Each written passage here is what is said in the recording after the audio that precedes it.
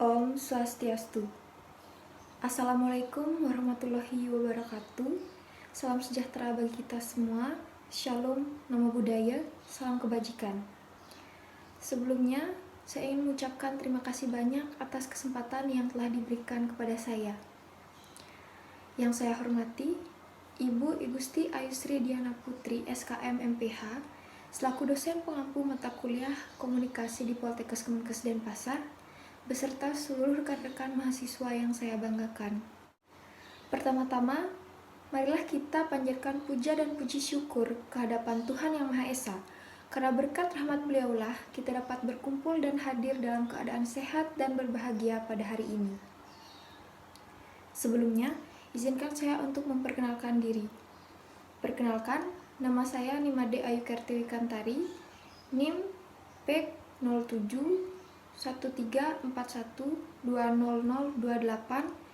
dari kelas A, program studi Diploma 3, jurusan Teknologi Laboratorium Medis. Di kesempatan yang berbahagia ini, izinkan saya untuk menyampaikan pidato singkat mengenai pentingnya melakukan pemeriksaan laboratorium.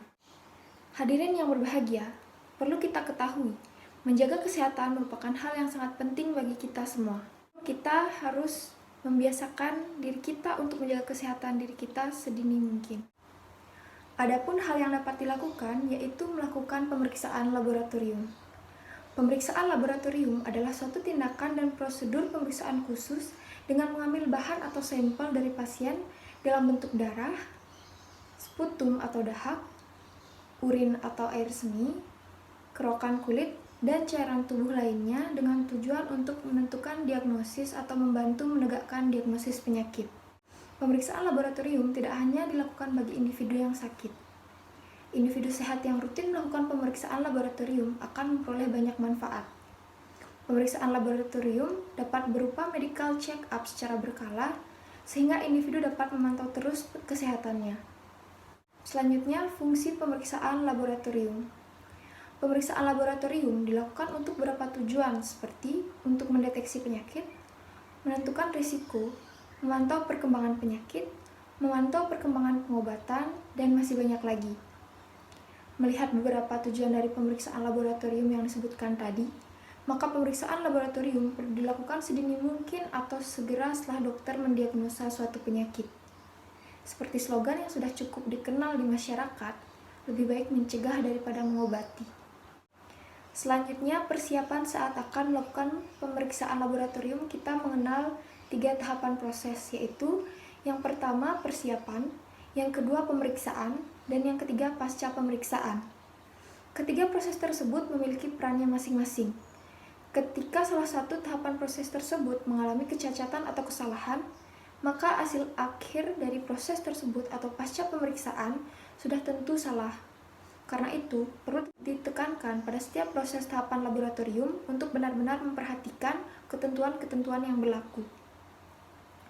Proses persiapan dibagi menjadi 2 bagian, yaitu persiapan yang dipengaruhi oleh faktor dalam dari laboratorium dan persiapan yang dipengaruhi oleh faktor luar dari laboratorium. Proses-proses tersebut meliputi persiapan pasien, pengambilan sampel, pengiriman sampel ke laboratorium, penanganan sampel, dan penyimpanan sampel. Pada tahap persiapan pasien, adapun persiapan-persiapan pasien yang perlu mendapatkan perhatian serta dilaksanakan sesuai instruksi dokter atau petugas laboratorium, yaitu yang pertama, puasa 12-14 jam sebelum pemeriksaan dilakukan. Tidak diperkenankan melebihi dari batas waktu puasa yang ditentukan atau lebih dari 14 jam. Yang kedua, tidak diperkenankan merokok, makan permen, minum, kecuali air bening selama berpuasa. Yang ketiga, bila Anda melakukan pemeriksaan yang memerlukan bahan sampel urin, Anda dianjurkan untuk minum air bening tanpa gula dalam jumlah yang banyak, minimal 2 liter per hari. Yang keempat, tidak mengonsumsi obat-obatan baik secara oral maupun yang lain yang menyebabkan terjadinya respon tubuh terhadap obat tersebut. Yang kelima, menghindari aktivitas fisik berat seperti berlari, naik turun tangga dalam jangka waktu yang lama, olahraga gym atau maraton pada malam hari sebelum pengambilan darah. Dan yang terakhir, dianjurkan menghindari stres sampai proses pengambilan sampel selesai. Pemeriksaan laboratorium yang dapat digunakan salah satunya adalah tes darah.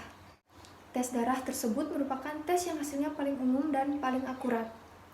Tes darah tersebut dapat dilakukan untuk mendiagnosa penyakit seperti asam urat, kadar gula, dan kolesterol.